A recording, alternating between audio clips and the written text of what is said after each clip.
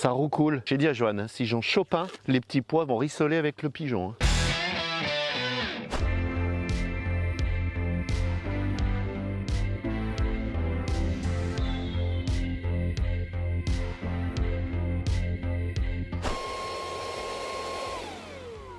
Et tu sais pourquoi on sèche? Parce que le chiffon c'est pas suffisant, on a vu. C'est pour ta colle, quand tu vas coller, si ton carreau il est mouillé, en fait ça adhère mal. Tu risques d'avoir des décollements, donc t'essuies bien. Moi je passe un petit coup de chiffon et un petit coup de souffleur comme ça. Et une fois qu'il est sec, tu peux le recoller et le poser. Ça c'est tout des petites choses qu'il faut faire attention. C'est comme le lendemain, si tu as de la colle dans les joints, tu grattes vite fait, tu nettoies, attends pas 3 jours parce qu'après tu t'embêtes.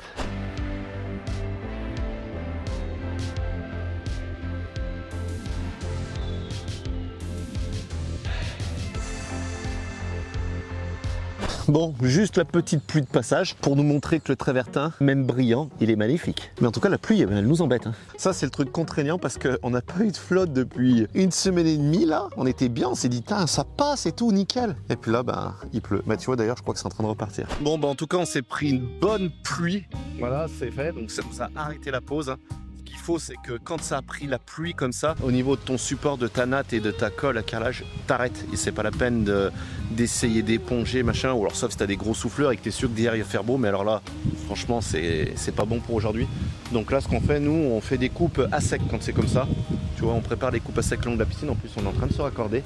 Mais vu que c'est tout mouillé, là, tu ne poses pas. Que tu veux faire les joints, il faut que ta pose, elle est minimum.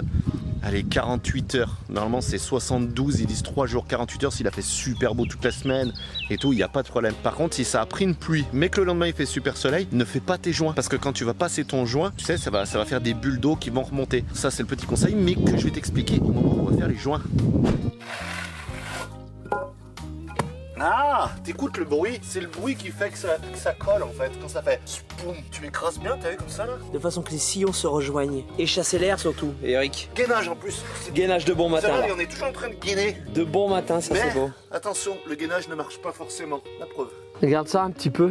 Petit graissage. Je l'ai fait à la toile là, mais faut pas le dire, tu vois, il y a un petit peu plus de colle. On dira pas le client, de toute façon, il les verra pas. Ah. T'as vu un peu ce grand écart de bon matin? C'est vrai. J'espère que le short est costaud parce que ça va craquer. Si tu veux qu'on voit si le short est costaud, il a l'air. Ah, on n'a pas de doute, c'est du Modif Wurt. Ah bah oui. Modif Wurt, c'est des vêtements de qualité sur les chantiers. Le petit croisillon qui va bien. Vu qu'on est content. Hop. Ah, regarde, on dirait qu'il y a un neuf, t'as vu?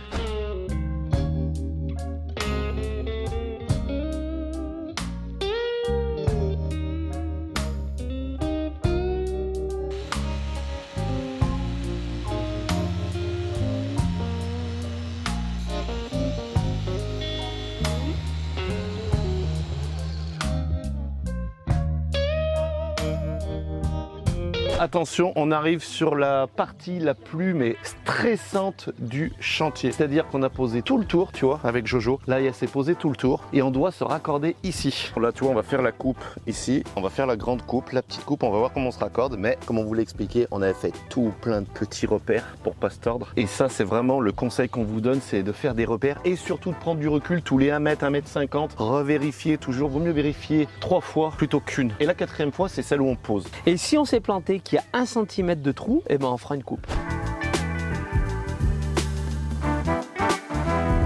Bon, regarde, avec Jojo, on a terminé le raccord. C'est nickel. Je vais mettre devant pour que tu vois. Tout se raccorde impeccable avec la pose d'avant. Donc déjà, on s'est pas trompé niveau pose, niveau module. Une fois, je crois, en collant, juste 2 fois où on s'est trompé là-bas, qu'on a redécollé, mais en même temps que la pose, tu vois, c'était sur des 40-40. Ouais. Bon, moi, ce que je te propose là, c'est timelapse, juste pour finir le dernier truc, et puis après, on va manger. Ouais.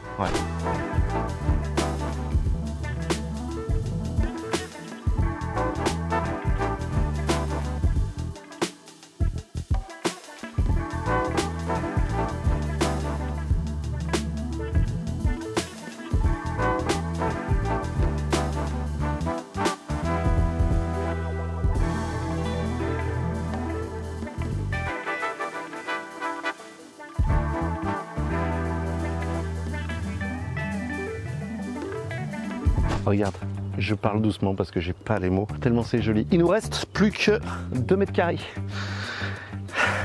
On est au bout.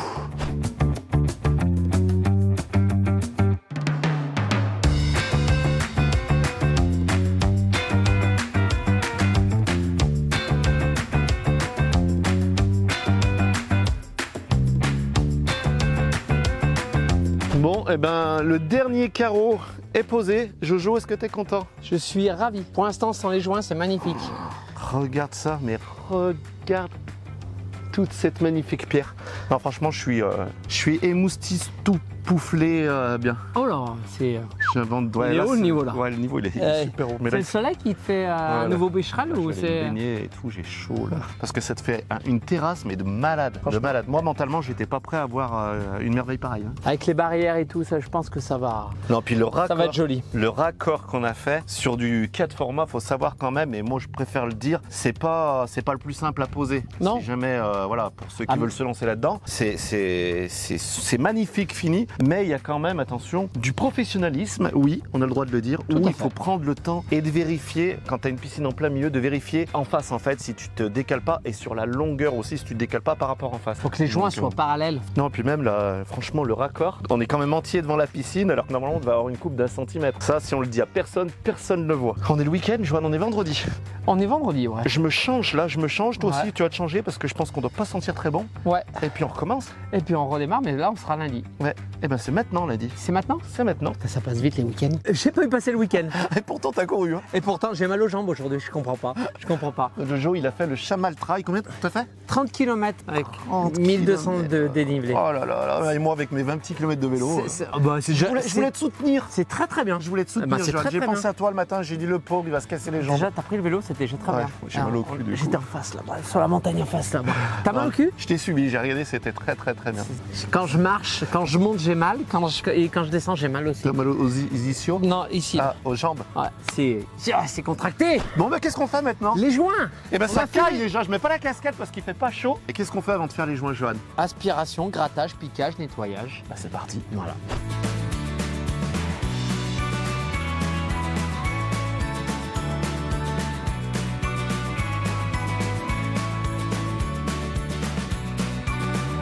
Et pour le joint, Joanne, tu as choisi quelle couleur? Tu peux tout nous dire. On hésitait entre le gris moyen, le gris clair. On savait pas trop, on a essayé, on a fait 2 tests, 3 tests même. 3 tests. Ouais. Deux gris moyens et gris clair, et sans déconner. Je crois que ça a parlé. Ah, ça parlait direct. Le gris clair, franchement, il reste dans la nuance du travertin et surtout il fait ressortir le veinage. Complètement, on voit beaucoup plus, je trouve. C'est un peu comme on fait l'imitation au parquet, et ben on fait le joint couleur bois, le couleur du parquet, et c'est le veinage qui ressort, c'est magnifique. Donc là, c'est ce qui va se passer. Comme Joanne l'a précisé, faites des tests parce que ça arrive des fois qu'une personne peut trouver son joint au final peut-être plus clair ou trop foncé. Donc vous prenez des échantillons, 2-3 joints la veille, vous faites 1 ou 2 joints et comme ça le lendemain vous regardez et vous verrez que le choix se fera beaucoup plus vite. Parce que le joint, une fois qu'il est fait, il est fait. Parce qu'il avait des doutes au début. Ah, mais quand il a fait les joints, ça a vite parlé. Ah ben le doute, il est parti. Ouais, vas-y, jette la première sauce, la première gâchée. Et tu vois, on démarre pas n'importe où. On va démarrer ici, on va faire le tour de la piscine, on va revenir par là. Et on va suivre avec le soleil parce que la première partie qui va être au soleil, ça va être ici. Donc voilà, faut pas démarrer n'importe où. Regarde ça un peu.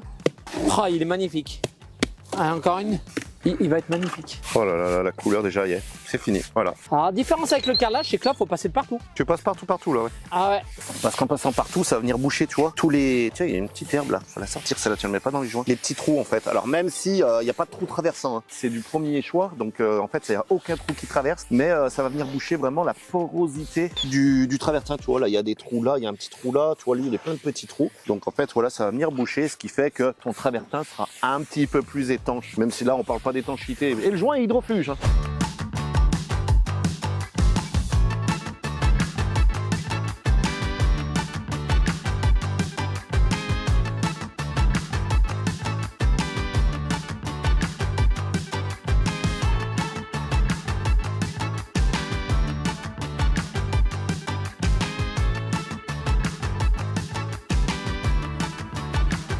Bon bah écoute, ça se passe plutôt bien. Franchement, on en a fait un petit peu plus de la moitié. Regarde, on peut marcher dessus, ça a séché. La couleur est parfaite. Regarde ça, c'est super joli. En plus, il y a très peu de traces, vraiment sans dire aucune, qui ressort. Sachant qu'on va faire un traitement, mais il y a 2 écoles. Le traitement, il y en a qui le font avant, d'autres qui le font après. Si t'as pas l'habitude de faire des joints en extérieur, j'aurais tendance à te conseiller de le faire avant. Mais nous, avec Joanne, on a l'habitude, on s'est rincé, on laisse pas de traces. Et pour nous, c'est mieux après dans le sens en fait où on va hydrofuger le joint en même temps. En fait. Il commence à faire chaud. De toute façon, dès qu'on est dans l'extrême, c'est simple, je me plains et il fait chaud. Et je mets la casquette. Là, ça va, on est bien.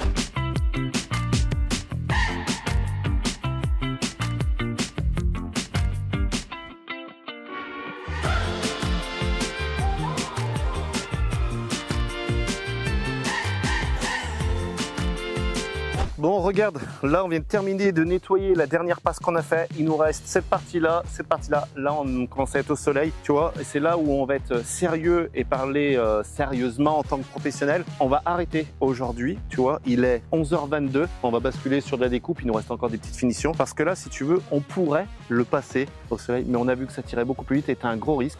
C'est que ton joint, il crame. C'est-à-dire qu'en gros, quand il crame, c'est que déjà, il risque d'être trop clair, de brûler en fait. Et c'est surtout qu'après, il peut se rendre poussiéreux avec le temps. Tu vas pas le voir tout de suite, mais ton joint, il sera bien moins résistant parce qu'il aura cramé, il aura fait trop chaud. Enfin, j'essaye vraiment d'insister sur les mots, Johan. Il insiste sur les mots. Je voudrais qu'il comprenne en fait. Il comprend. Vous comprenez un peu quand on vous parle? T'énerve pas, Johan, c'est pas bon pour ta tension. Non, mais parce qu'on radote aussi. C'est tous les meilleurs conseils qu'on peut vous donner. Tiens, et pour te montrer au niveau des margelles, ici, on va venir faire un joint à la... Nous, on fait carrément la colle PU ou l'Aquamax de chez Griffon parce qu'il est étudié pour les piscines. Et là, tu le fais en gris clair ou même un gris moyen dessous. C'est pas grave, mais tu viens mettre un scotch bien propre. Tu viens le passer, tu peux le lisser au doigt bien propre. Tu mets des scotch et après, tu enlèves le scotch et c'est nickel. Passe à la suite.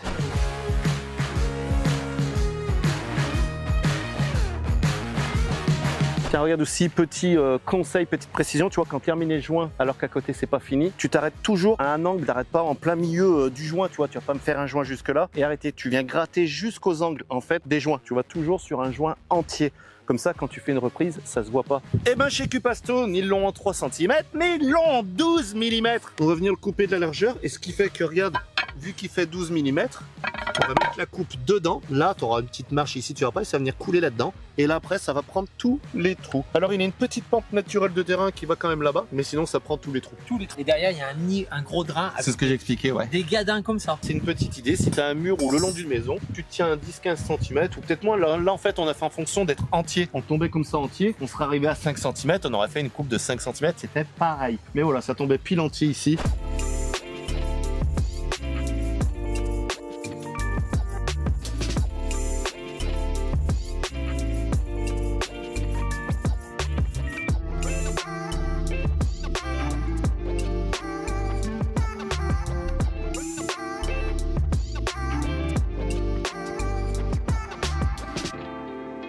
Et ben ce matin, on est bien, il est tôt, il est 6h30, le coq chante. Et ben ça veut dire que c'est le moment de faire des joints.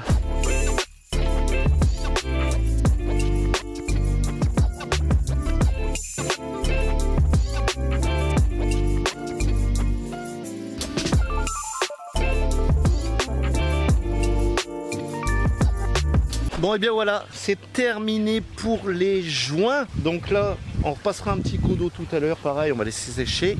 Et on va attaquer le bandeau. Pour la vidéo, on va vous montrer un petit peu ce qu'on va faire ici. Qu'est-ce qu'on va faire ici? En fait, tout simplement que quand l'eau du dessus, elle va couler, elle va faire ça et elle va aller dans la petite canure qu'on va faire et ça va goûter. Mais là, pour coller, du coup, on va pas coller à la colle à carrelage, on a préféré coller avec de la colle polymère PU. Ça en faisant des petits plots parce que moi, je l'ai déjà fait. Ça fait 12 ans sur une terrasse en bandeau et ça n'a pas bougé. Alors, il y a des légères différences en épaisseur parfois. Donc là, tu vois, j'ai tracé un trait en fait pile poil à l'identique. Donc tu vois, il y a un petit trait là et j'ai la même épaisseur de partout parce que j'en avais une qui était fine. Celle-ci, elle était fine quand même. Donc du coup, je redéligne tout et visuellement, ça sera nickel. Et ça va suivre la pente de la terrasse. Elles vont bien s'équerre parce que tu peux mettre la mine de crayon à l'intérieur. Là, j'ai pris là et voilà. Et là, au moins, je sais que je suis nickel.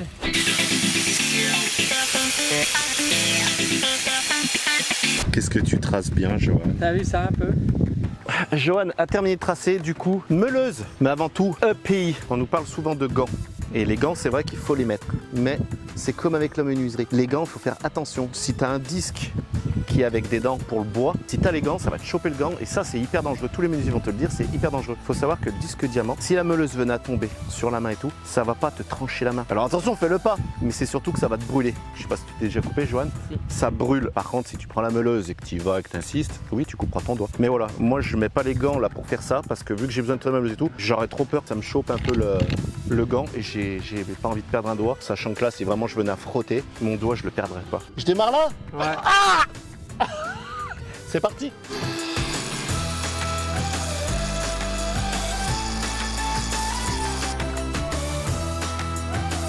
Ça fait une petite rigole dedans. Mais c'est vu qu'il y a des moments, tu vois, il est creux, il a des trous, c'est super pas évident de tenir droit.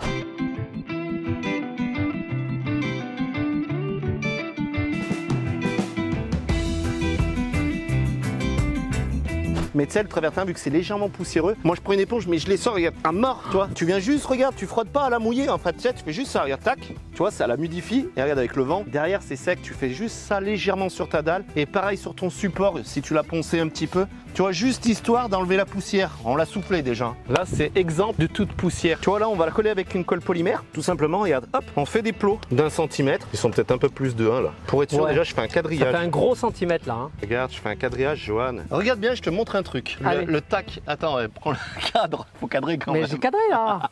Regarde, tu le prends, regarde, Jo, je vais le lever. Ouais. T'as vu le poids du travertin? Ouais. C'est de la colle tac. Elle descend pas. Ça descend pas. Ah, franchement, elle a un pouvoir collant, c'est un truc de fou. Oh là là, c'est beau, des petits picons. C'est une satisfaction de finition qui est juste magnifique. Avec les barrières, après, ça va être super joli. Moi, je dis gros pouce en l'air pour Martin et Thibaut qui montent les vidéos. Parce que sans déconner, quand ils doivent voir tous les rushs, parce que vous voyez pas tout, je vous promets qu'ils doivent rire derrière. Mais ils doivent passer beaucoup de temps.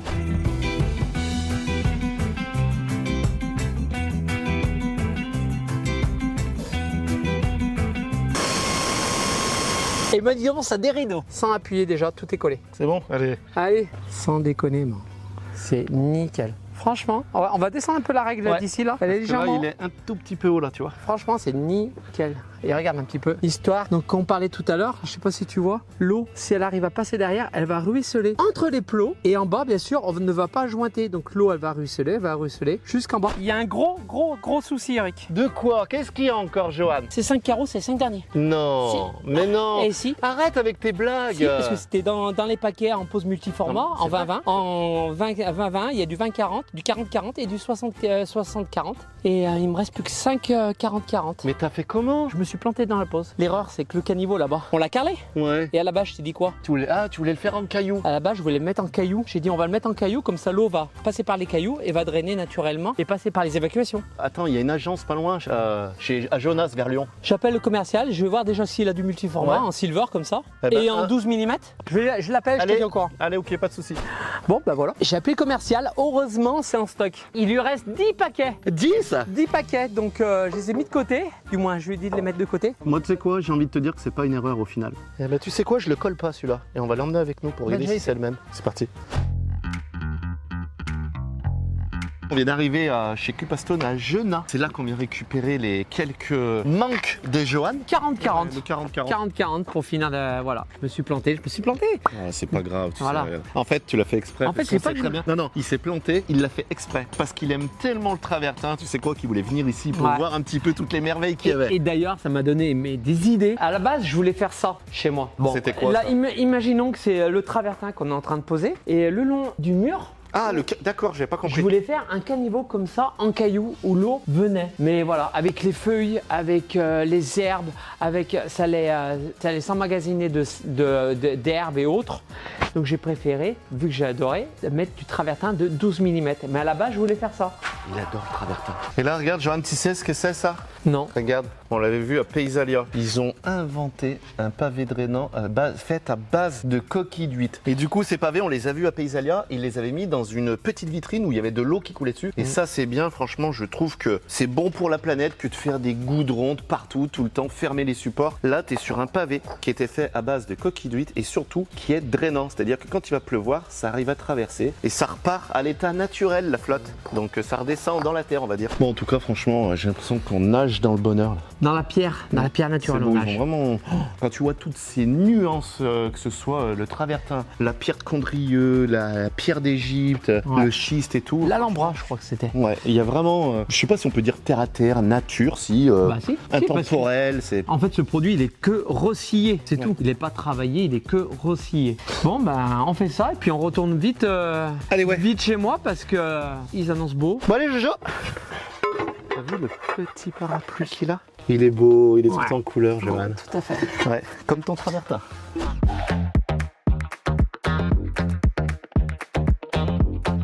Bon allez, aujourd'hui c'est Johan du bandeau. Johan s'occupe des plaintes, il termine les plaintes de son petit caniveau, regarde. Tu vois, il a déligné le crépi et tout, il va mettre les plaintes. Je m'occupe des joints, quelques finitions, 2-3 trous, on déligne la marche et le chantier est terminé.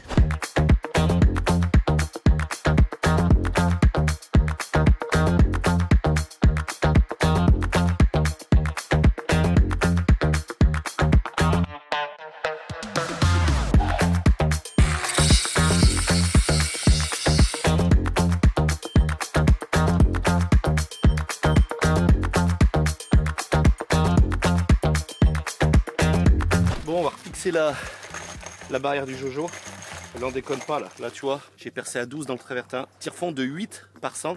Tu vois, un tire-fond, une rondelle, tac. Et là, une petite duo power en 12,60. Là tu es sur du costaud, en plus tu peux mettre dedans, là c'est écrit dessus. Eric, c'est comme le port salut. Duo 12, tu peux mettre de la vis de 8 à 10 en diamètre. Tu peux y aller là.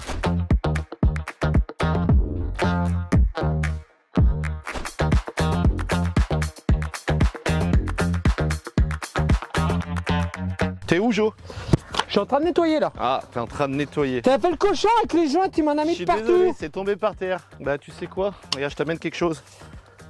T'as vu ce pied de mine comme il est beau? Ouh. Ouais, parce que j'aimais pas les deux trous là, ça faisait pas très joli. Donc du coup, je t'ai mis un pied de vigne et tu sais quoi? Ouais. C'est le même que celui-là. T'as vu un peu? Et elle a 4 ans. T'es pas prêt, Johan? T'aimes le vin? Ouais. Mais il sera super bon. Moi je dis ça, je dis rien, elle est magnifique. Je vais mettre un petit câble, tu vois, du gabion à ici. Et si ça peut me cacher tout le dessous de ça, en fait après je vais pouvoir stocker les transats et autres, mettre bien propre et tout stocker. Et ça va me faire un rideau naturel, végétal. Moi j'annonce juste, hein, s'il la laisse courir, elle va de l'autre côté de la piscine à la vigne. Franchement, si ça me cache ça, je serais super content. Bien sûr que ça va te la cacher et en plus tu sais quoi, ça va te donner du fruit. Et quand je viendrai prendre l'apéro chez toi, il y aura des petits raisins. C'est du raisin de muscat Alexandrie. T'as vu la collerette, ça a démarré ici. Là ça a démarré là. Et maintenant en vidéo, ça continue là. Moi ça démarre par là. Et ça va finir là.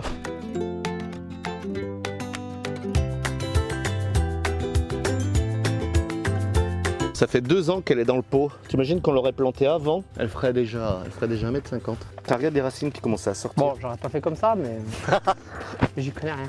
Ça m'embêterait de la casser. Tu vois, les racines, elles ont à peine tourné, donc c'est bon, parce que quand les racines, elles tournent dans le pot, tu vois, tu les écartes un peu dessous. Elle est plantée. Elle est plantée, elle est mise. En espérant qu'il passe pas la tondeuse dessus.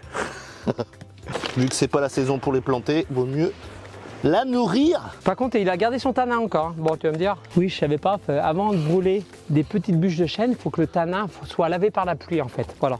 Oh là, regarde, mais il est beau, Sans déconner, c'est trop joli. Ouais, je suis content. On devrait ouvrir une chaîne sur le jardinage.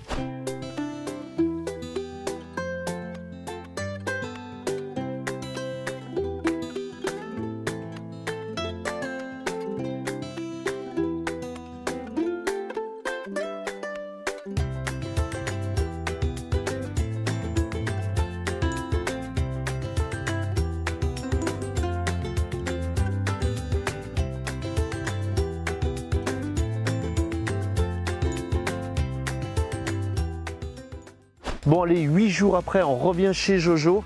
Je lui amène le traitement. Et tu sais que c'est super joli les pierres. Franchement, t'as voulu rappeler un petit peu ce que tu avais déjà mis sur ton gabion. Tout à fait, c'est en harmonie avec ce qu'il y a au-dessus du gabion. Et tu vois, ce que je savais pas quand j'ai fait ça, c'est que là, c'est du schiste. C'est pas de l'ardoise, c'est du schiste. Ouais. Ça sort chez Cupastone aussi.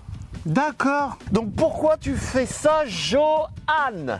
Parce que ici, je tonds avec le tracteur tondeuse avec un carter de 80. Je préfère abîmer du schiste qui est bien plus costaud que le travertin. Ça, c'est vraiment costaud. Que j'ai peur que le carter, en fait, m'abîme le travertin, me le raille ou autre. Johan, c'est quand même permis de faire une coupe d'onglet sur la pierre. Mais ouais. Si je dis ça, je dis rien. Sur du 6 cm. Hein.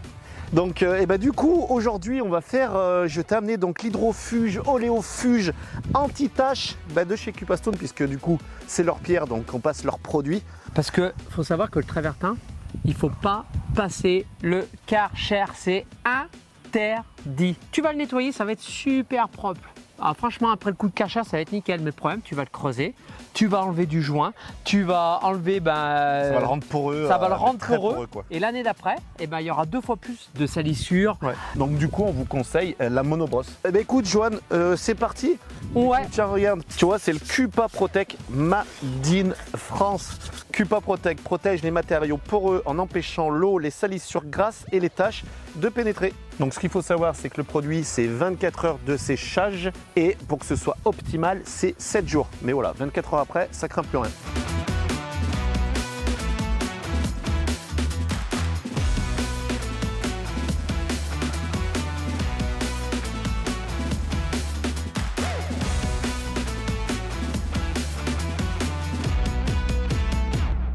Bon mon Jojo, t'as vu?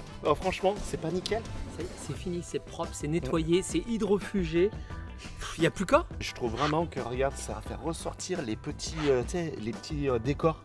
En fait, la pierre, ça la fait ressortir, tu vois. Il y a un truc qu'on a oublié de préciser, c'était pour l'hydrofuge. Au moment de l'hydrofuge, il faut le passer pur. Ah oui, c'est vrai. Voilà, parce qu'ils vont nous demander, est-ce qu'il faut le diluer à 10%, 20%? Non, c'est pur. En tout cas, ce qu'il faut dire, c'est que la pierre naturelle, elle est hyper adaptée en extérieur. Franchement, entre le carrelage et la pierre naturelle, il n'y a pas photo. Moi, le carrelage en extérieur, je peux plus trop y voir. Bon, et là, niveau budget piscine, budget pierre, budget surface. Ça intéresse beaucoup de gens. Ouais. Ça. Et là, on a dit, on y va cash. Ouais, on va être honnête. Ouais. Alors, le 3 cm en travertin silver, donc en multiformat, on est à peu près à 75 80 € Ouais. le mètre carré à peu près, en 3 cm je parle. En 12 mm, tout ce que j'ai mis en bordure de partout, là je pense qu'on est plus à une trentaine d'euros. Voilà, une trentaine Voilà. d'euros. De toute façon, je vais te dire, si tu prends un bon grès cérame en 2 cm, regarde, c'est dans les 60, 65 €. Je veux Oui. dire, le côté naturel, tu le retrouveras pas sur du grès cérame que sur une vraie pierre naturelle. Et en plus, le grès cérame 2 cm, tu vas le poser sur le plot. Ouais. Et là, on est largement au-dessus. Parce qu'il faut Complètement. payer le plot, il faut payer les rails alu, Ouais. que là, c'est tout collé. Et là, pour donner un ordre d'idée, mais alors ça reste vraiment chaque artisan, ça va dépendre de la taille de ton entreprise. Mais j'allais dire, sur une pose multiformat comme ça, collée, il faudrait partir, moi je dirais, entre 60 et 75 € du mètre carré. Ça va dépendre de l'artisan, de la taille de l'entreprise et de ton support et de tout ce qui va avec. Tout à fait. Bon, et puis si tu as envie de te lancer dans les extérieurs, il faut quand même aussi bien prévoir à l'avance. C'est-à-dire qu'en gros, on va dire à cette période, là on est au mois de juillet-août, si tu as envie de prévoir les extérieurs pour l'année prochaine, et ben à partir de novembre, appelle ton artisan parce que souvent il y a des délais de 5-6 mois, d'autres c'est 1 an.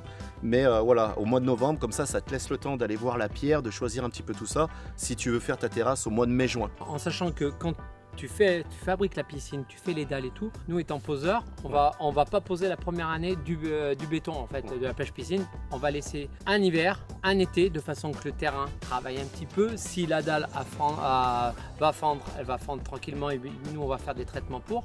Mais voilà, un été, un hiver, vraiment que ça se mette en place. Ouais. Voilà. Franchement, je suis super content. Ça m'a enlevé un poids. Mais j'ai vu, tu t'étais affiné. Ouais, Ouais, tu t'étais affiné. carrément, tu crois? Mais tu m'y as filé d'ailleurs. Je tiens vraiment à remercier l'équipe Cupastone, l'équipe, l'entourage, franchement ils ont été adorables. Ils ont pris le temps pour nous faire voir les salles d'expo, pour nous faire voir les matériaux. Vraiment Sylvain et Sergio, vous avez été formidables, vous nous avez accompagnés du début jusqu'à la fin. Vraiment, alors là je vous remercie parce que le résultat il est là grâce à vous, donc je suis vraiment content. En plus, ils peuvent retrouver tous les produits Cupastone à Batimat cette année. On y sera à Batimat et ils y seront du 30 septembre au 3 octobre, je crois. Ils ont un stand qui va être magnifique, comme le salon Paysalia qui a tous les 2 ans sur les années impaires. Ils mettent tout en œuvre pour que ça soit joli, ils nous accompagnent, et, vraiment une belle équipe. Bon, en tout cas, merci vraiment pour votre soutien, merci à tous. Ouais, merci pour tous ceux qui mettent des pouces bleus, qui mettent des commentaires, qui mettent... voilà, on répond pas à tout parce que c'est compliqué, on a beaucoup de demandes. Mais merci, c'est grâce à vous. Si il y a tout ça et si on fait le maximum et on va faire encore plus. En tout cas, n'hésitez pas à vous abonner, à mettre le petit pouce en l'air, comme on dit. Ouais, On se retrouve en septembre. on se retrouve en septembre à fond. Et c'est pas toi qui me disais qu'ici, avant, il y avait des vignes? Ah ici là, c'était que des coteaux. D'accord. Mais par contre, ils ont vite arrêté parce que le vin, franchement, il était pas bon. Ah ouais? Donc c'est pour ça. Mais il y a toujours les coteaux. Par contre, il y a ta vigne qui est là. Ouais. Et franchement, elle pousse. Oh là là. Celle-là, elle va te faire un jus de raisin, Je celle-là. vais lui mettre des petits crochets, comme ça j'aurai un mur végétal ici. Ouais. Ça va être top. Non, sincèrement, ça va être top. J'ai soif, Joanne. Et ben on va aller boire un coup. Allez, c'est parti. Allez.